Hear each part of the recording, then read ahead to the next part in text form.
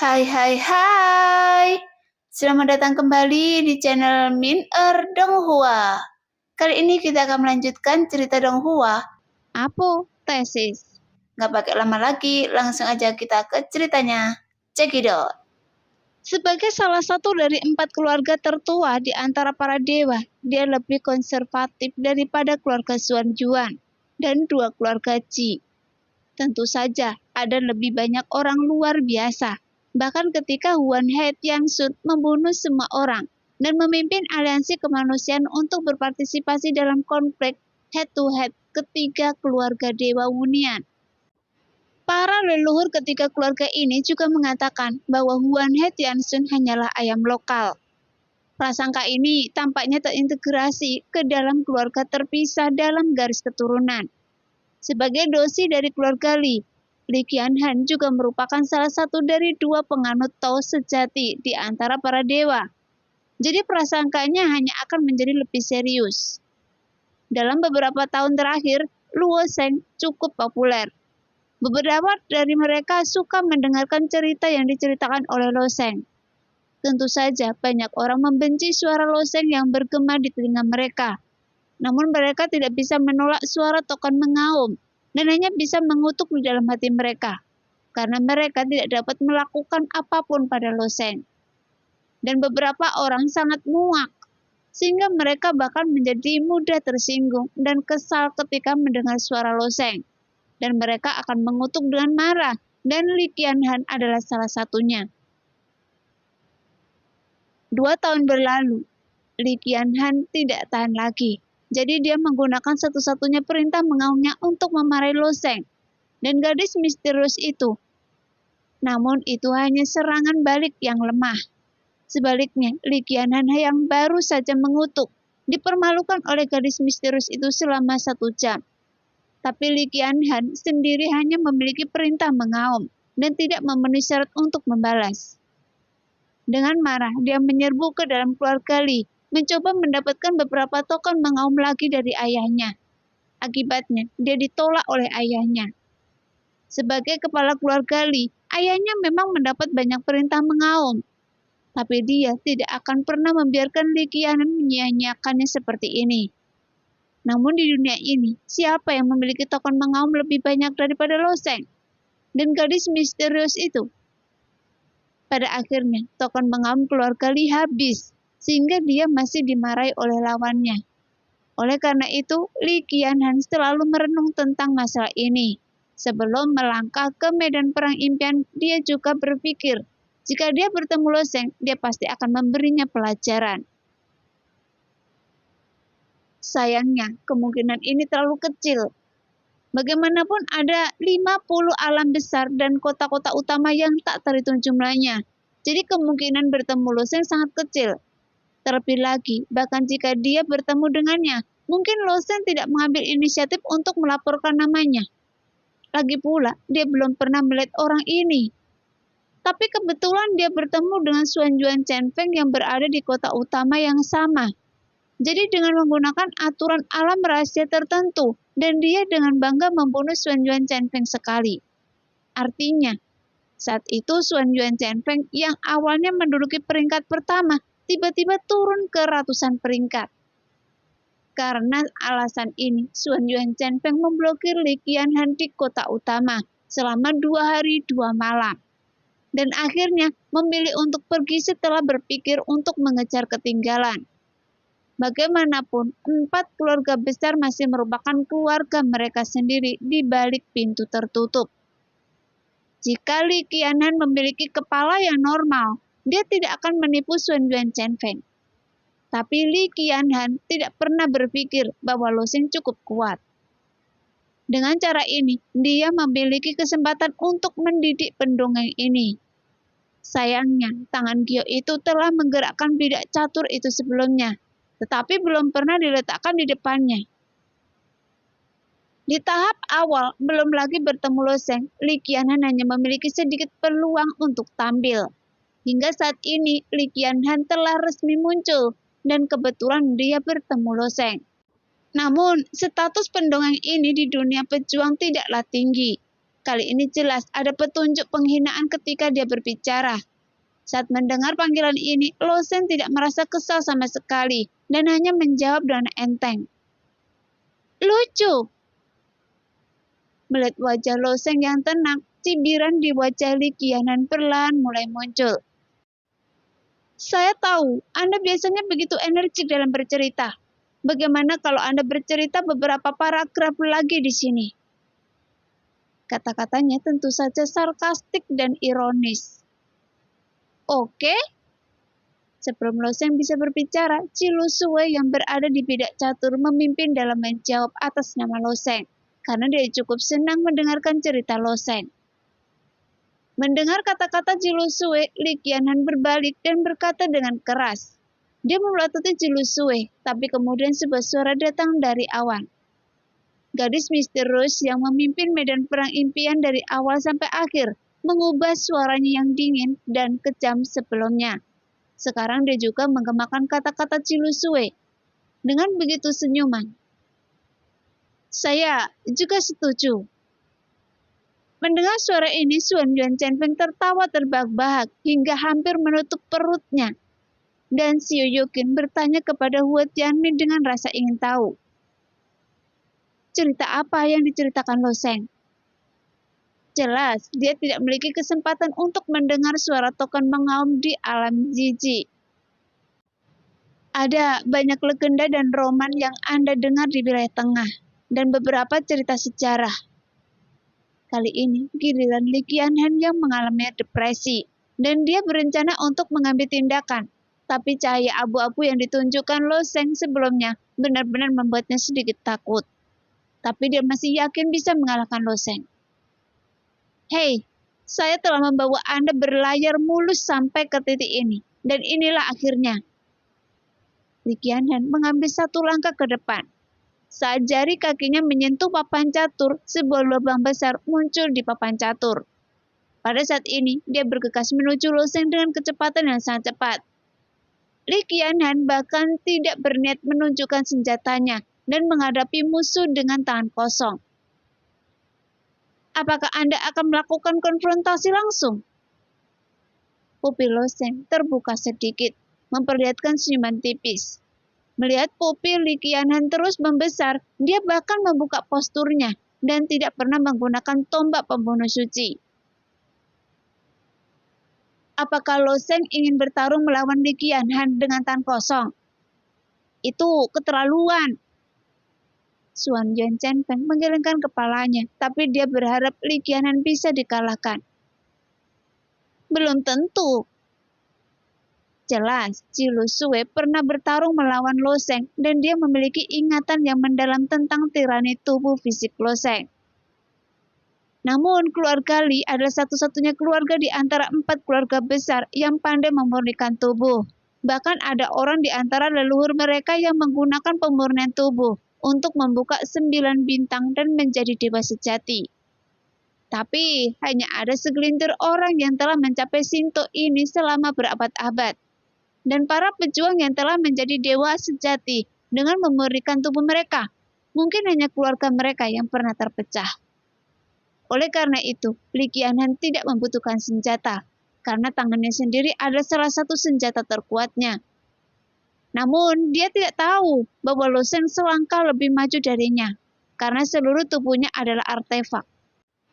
Karena Anda tidak ingin menggunakan senjata Anda, mari pergilah ke neraka.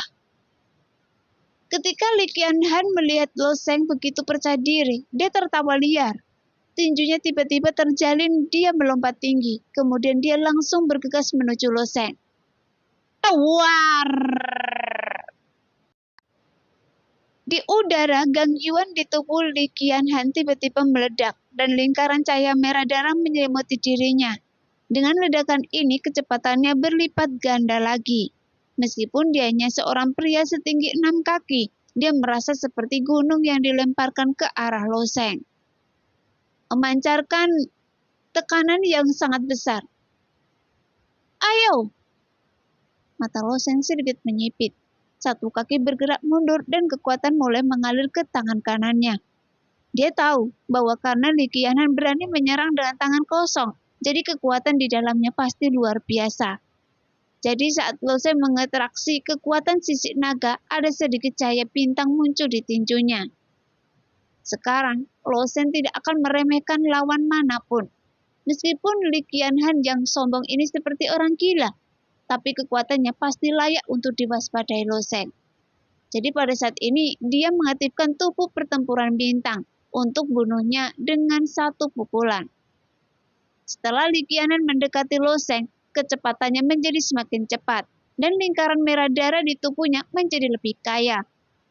Ketika dia 30 kaki jauhnya, lingkaran cahaya berwarna darah masih sedikit redup. Tetapi ketika dia mencapai 10 kaki jauhnya, dia telah berubah menjadi sosok berdarah dan bergegas menuju Lo Sheng. Katakan pada saya, apakah pukulan ini akan langsung melumpuhkan pria bodoh itu? Menghancurkan anak itu hingga menjadi bubur? Itu pasti akan terjadi. Di luar gambar, senyum mengejek muncul di wajah semua orang di keluarga Li. Mereka menatap pertarungan itu dengan para pejuang yang menghancurkan keluarga mereka. Bahkan ras iblis yang terkenal dengan pemurnian tubuhnya mungkin harus berpikir 2 kali.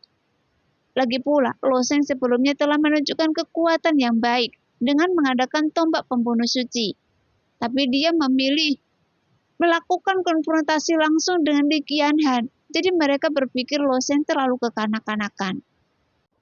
Segera, Li Qianhan mengayunkan tinjunya seperti dewa iblis.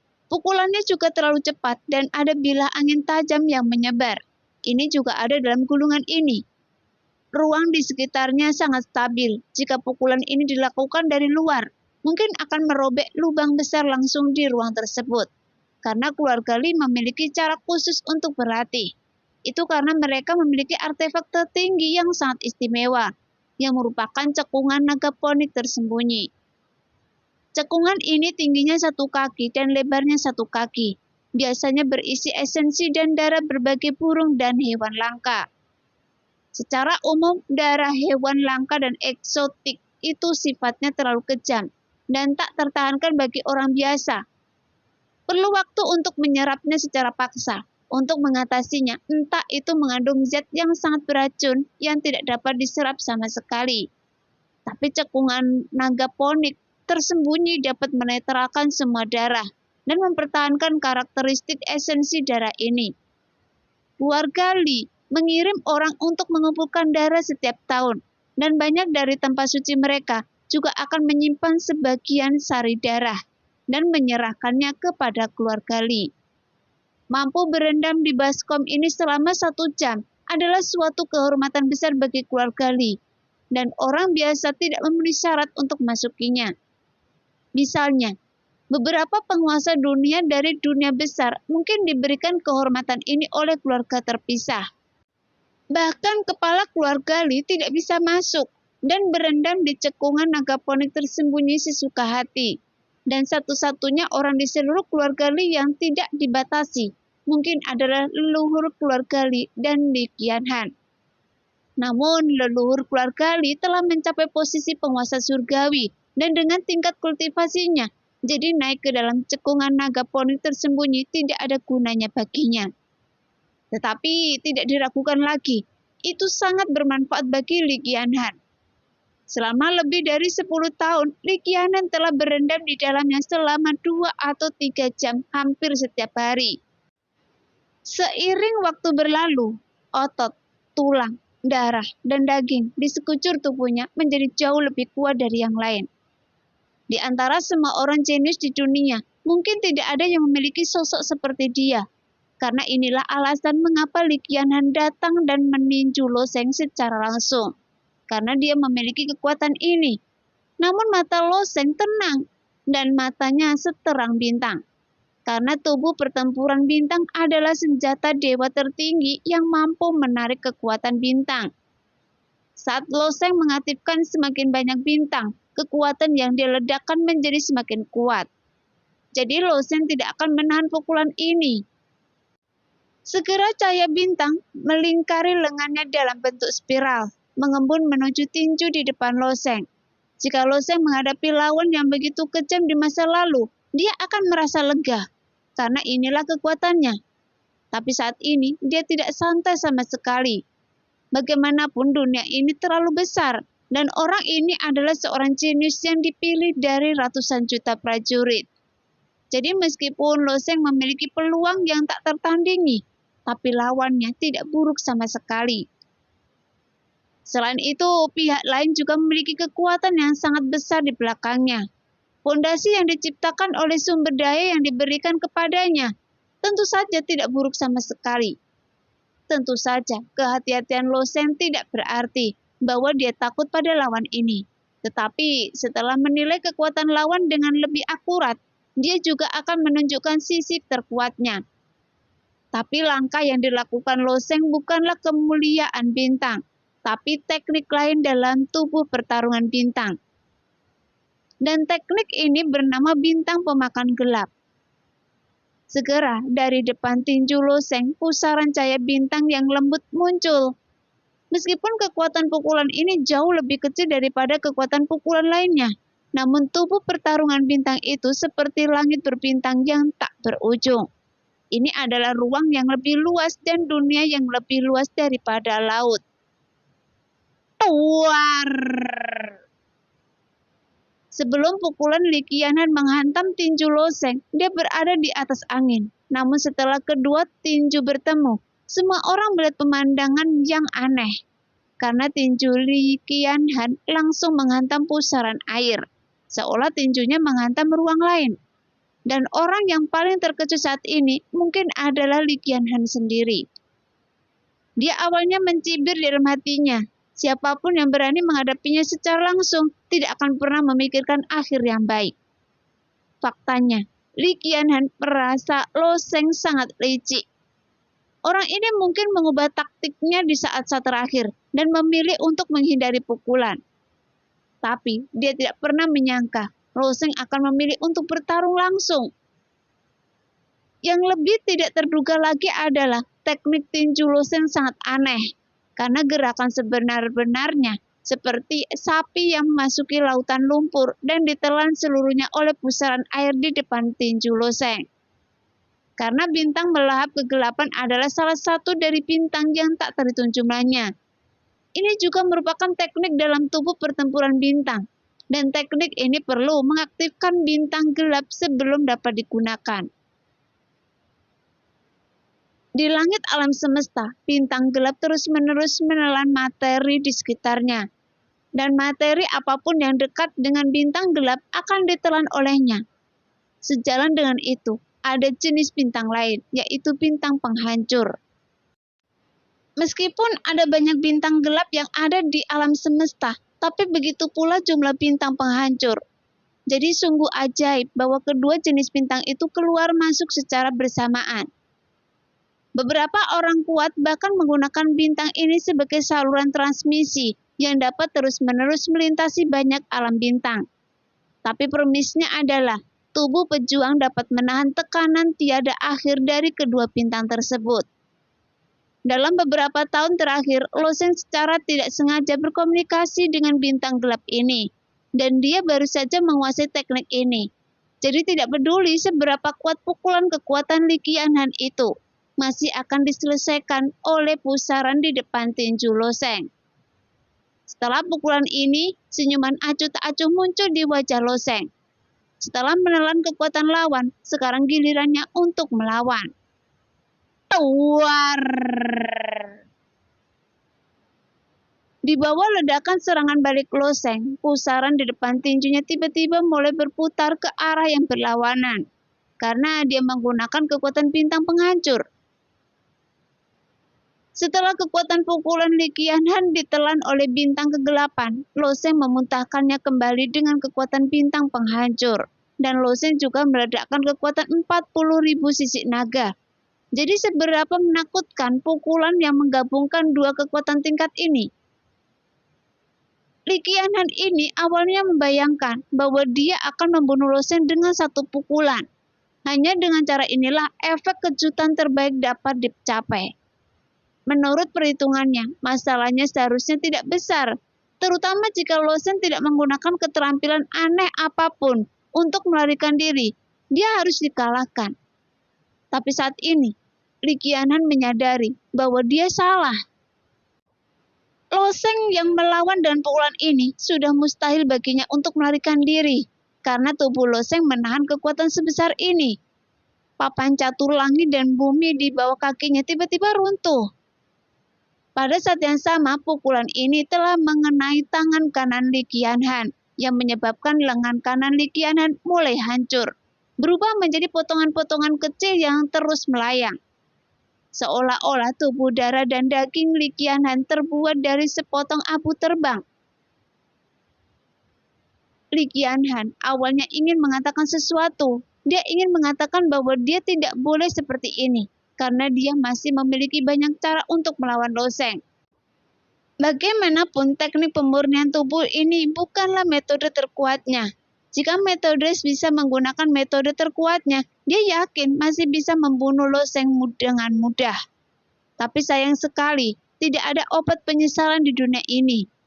Lagi pula jika dia tahu apa yang terjadi pada nafas selanjutnya, maka jutaan orang pasti bukan musuhnya.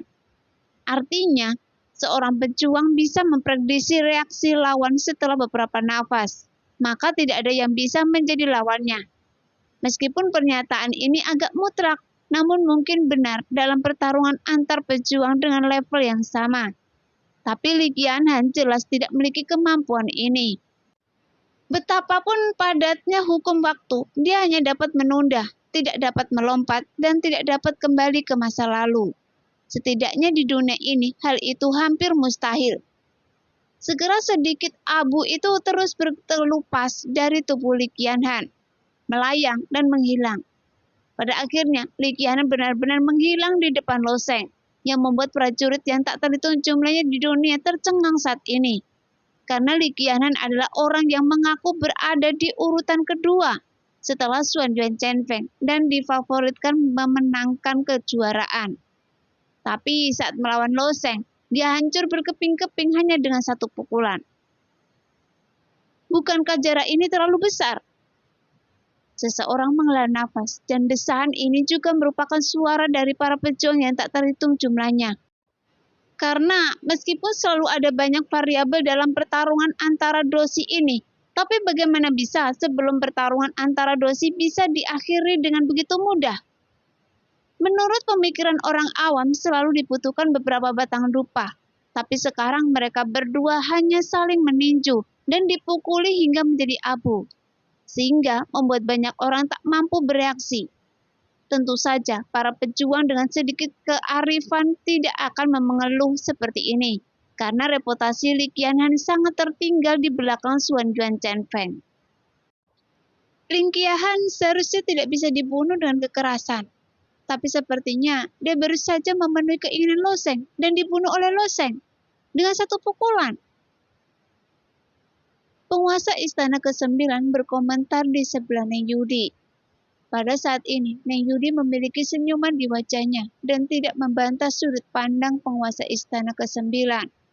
Dia hanya harus memilih untuk mempercayai Loseng, dan itu sudah cukup. Tapi tak seorang pun di keluarga Li mengharapkan hasil seperti itu. Seperti kata pepatah, semakin besar ekspektasinya, semakin besar pula kekecewaannya. Karena tak satu pun dari mereka menyangka bahwa debut Li Qianhan di pertarungan 10 besar akan berakhir seperti ini. Bagaimanapun, Li Qianhan adalah harapan keluarga Li. Bahkan sumber daya besar di dunia ini telah menginvestasikan dalam waktu puluhan tahun untuk menciptakan monster. Setiap bagian tubuhnya, setiap tulang, setiap inci dagingnya, hampir dalam bentuk yang paling sempurna. Terlepas dari kepribadiannya yang sangat arogan dan kurang dewasa, orang ini adalah jenius terkuat yang dikembangkan oleh keluarga Li. Bahkan Xuan Yuan Chengfeng tidak dapat menandingi investasinya pada Li Qianhan. Tapi dia menjadi abu begitu saja di bawah tinju Loseng. Jadi meskipun pukulan Loseng tidak mengenai tubuh Li Qianhan, tetapi mengenai wajah semua anggota keluarga Li. Dan kegagalan seperti ini merupakan rasa malu yang tidak dapat diterima bagi keluarga mereka. Li Qianhan tidak mungkin selemah itu. Sial, Lo Sheng itu sangat licik sehingga dia benar-benar menggunakan metode seperti itu. Setelah keheningan yang lama, keluarga Li mulai mendidih. Pejuang keluarga Li yang tak terhitung jumlahnya dipenuhi dengan amarah dan tidak dapat menahannya ibarat panci minyak yang mendidih. Bahkan suaranya semakin keras seperti ombak. "Diam semuanya!" Pemimpin keluarga Li meraung. Dalam sekejap seluruh keluarga Li kembali tenggelam dalam keheningan. Meskipun leluhur dari 4 keluarga besar semuanya adalah penguasa surgawi, tetapi pemimpin keluarga Li adalah orang yang berkuasa dalam keluarga. Anak saya ceroboh dan tidak menganggap serius Lo Sheng, jadi dia menderita kerugian yang begitu besar. Dia begitu yakin hingga dia kalah. Begitu dia dikalahkan hingga dia jatuh ke tanah, kata kepala keluarga Li dengan sungguh-sungguh. Saya harap pertempuran ini dapat memberi Qian Han pelajaran. Setidaknya dia masih memiliki kesempatan. Di atas langit gulungan itu, bidak catur perlahan muncul di udara. Ada sedikit cahaya yang mengembun pada bidak catur itu, dan tubuh Li Qianhan perlahan muncul dari situ. Sambil duduk di atas bidak catur, mata Li Qianhan kosong dan dia tampak sedikit linglung. Jelas dia belum sadar dikalahkan oleh Lo Sheng dengan satu pukulan. Sesaat yang lalu, dia mungkin mengira ini adalah lelucon terbesar yang pernah dia dengar sepanjang hidupnya. Faktanya, jika Lo Sheng tidak menggunakan kekuatannya untuk membalasnya, dia memang tidak akan bisa membunuhnya. Paling-paling dia hanya bisa melukai Li Qianhan dengan serius. Namun Li Qianhan yang terluka parah hampir dapat pulih sepenuhnya dalam 10 nafas. Bagaimanapun, kemampuan pemulihan fisiknya jauh lebih kuat daripada prajurit biasa. Dan Shinto yang dia latih sangat istimewa. Saat ini, Li Qianhan berpikir dengan lesu, tapi matanya tertuju pada Xuan Yuan Chen Feng yang memiliki senyum tipis di wajahnya. "Mengapa Anda tertawa?" kata Li Qianhan dengan marah. "Anda pantas mendapatkannya." Xuan Yuan Chen Feng hanya menunjukkan senyuman hangat. Dia sangat senang mengajari Li Qianhan. Satu-satunya hal yang dia sedikit tidak senang adalah Lo Sheng yang memberi pelajaran pada Li Qianhan, dan dia bisa membunuh Li Qianhan dengan satu pukulan, yang bahkan dia tidak bisa melakukannya. Meskipun dia juga bisa melihat bahwa pukulan Lo Sheng memang sedikit keberuntungan, tapi Xuan Yuan Chen Feng tidak pernah tahu bagaimana Lo Sheng melakukannya. Li Qianhan mendengus dan tidak berkata apa-apa lagi, tampak tenggelam dalam refleks. Meskipun dia orang gila, dia bukan orang bodoh. Ini memang memalukan untuk statusnya, tapi dia tidak akan pernah tertekan karena pukulan seperti ini. Dia masih punya peluang akan benar-benar kegagalan. Setiap pejuang yang dapat mencapai tingkat dosi memiliki kondisi pikiran yang unik. Tapi Li Qianhan memang gila dan gigih, karena dia tidak tahu bagaimana maju atau mundur, tapi dia tahu bagaimana bertobat. Namun, meskipun mudah untuk mengalahkan atau bahkan membunuh mereka, tetapi hampir tidak mungkin untuk menghancurkan hati Tao mereka. Bagaimanapun, dia adalah monster yang dididik oleh kekuatan besar. Adapun pertandingan berikutnya, itu giliran Qing Yu dan Jiang Yengyi. Pengingat fakta bahwa Qing Yu telah menunjukkan kekuatan yang jauh melebihi rekan-rekannya. Bahkan dia dapat dengan mudah mengalahkan Qi Lusui dalam pertempuran ini. Jadi semua orang optimis terhadap Qing Yu. Meskipun klan surgawi menjadi makmur dalam beberapa tahun terakhir, tapi itu hanya di level Tianshun. Dia bisa berdiri bahu-membahu dengan para dewa hunian. Namun tanpa diduga, perform di medan perang impian ini tidak luar biasa. Salah satu dari 2 dosi telah tersingkir dan hanya menyisakan Jiang Yengyi yang memiliki sedikit kebingungan di kepalanya. Klan surgawi yang penuh dan kejeniusan hanya mencapai titik ini. Adapun hasilnya hanya 1 orang yang masuk 10 besar, yang memang agak tidak bisa dibenarkan. Mengenai kekuatan Jiang Jiangyi, yang lain memperkirakan bahwa kekuatan Jiang Jiangyi bahkan sedikit lebih lemah daripada Qi Shui. Jadi seharusnya tidak ada ketegangan dalam pertempuran ini, karena tidak banyak dari 10 orang ini yang dapat menekan King Yu. Bahkan peluang Sun Yuan Chen-feng masih kecil, tetapi yang lain mungkin tidak memiliki banyak peluang. Namun hasilnya benar-benar di luar dugaan semua orang. Jiang Yangyi sepenuhnya dikendalikan oleh King Yu sejak awal, dan dia melilitkan tanaman merambat abadi di sekucur tubuh Jiang Yangyi, membuatnya tidak bisa bergerak. Tanaman rambat pengikat abadi seperti ular piton raksasa mengelilingi Jiang Yangyi dengan erat. Di saat tanaman anggur pengikat abadi tumbuh, duri tajam tumbuh darinya dan menuju ke arah Jiang Yangyi. Tapi tidak ada sedikit pun kepanikan di wajah tegang Jiang Yangyi. Kemudian perisai suci emas pucat seperti cangkang telur menutupi tubuh Jiang Yangyi, membungkusnya dengan erat. Perisai suci ini berasal dari keyakinan Jiang Yangyi dan kekuatan pertahanannya tak tertandingi. Setelah kebuntuan yang lama, King Yu juga menyadari bahwa dia tidak bisa mengalahkan lawannya hanya dengan pohon anggur pengikat abadi. Jadi dengan lambaian tangannya ada tanaman lain yang tumbuh pesat dan mekar menjadi sangkar bunga berwarna hitam. Dan itulah sangkar bunga pemakan tulang iblis. Sangkar bunga ini berisi air pemakan tulang yang dapat melelehkan segalanya. Hanya saja saat Jiang Yangyi dilemparkan ke dalamnya, perisai sucinya masih tidak dapat dicairkan, sehingga membuat masalah yang sulit bagi King Yu. Karena meskipun dosi dari klan surgawi ini terlihat seperti orang bodoh, tapi dia memiliki pertahanan yang keterlaluan. Karena perisai suci emas pucat tidak bisa dipatahkan. Setelah kebuntuan untuk sebatang dupa, King Yu menggunakan beberapa metode, tetapi tidak dapat mematahkan pertahanan Jiang Yangyi sampai dia memanggil sejumlah besar serangga pemakan jantung untuk menggigitnya. Dan akhirnya mematahkan pertahanannya. Dan dalam pertempuran ini, King Yu dari klan Yoye menang. Dihitung seperti ini, King Yu sama dengan Lo Sheng yang mengalahkan 2 dosi berturut-turut. Dan dosi yang tersisa akan bertemu King Yu cepat atau lambat. Sehingga mereka juga berpikir tentang bagaimana menghentikan King Yu sambil berdiri di atas pidak catur. Sayangnya, di papan catur langit dan bumi ini, mereka tidak bisa mendapatkan bimbingan dari orang yang lebih tua. Jadi mereka tidak tahu bagaimana cara menahannya. Namun, meskipun orang lain mungkin tidak mendapatkan bimbingan dari orang yang lebih tua, tetapi Dugu adalah kasus khusus. Ketika dia mengangguk sedikit, pedang patah di tangannya memberitahunya cara memecahkannya, dan dia tampaknya lebih percaya diri dalam melawan King Yu. Sekarang, pertarungan di papan catur langit dan bumi terus berlanjut. Pertarungan berikutnya adalah antara Sun Yuan Chen-feng dan Dugu. Sebelumnya, Dugu pernah kalah dari Lo Sheng.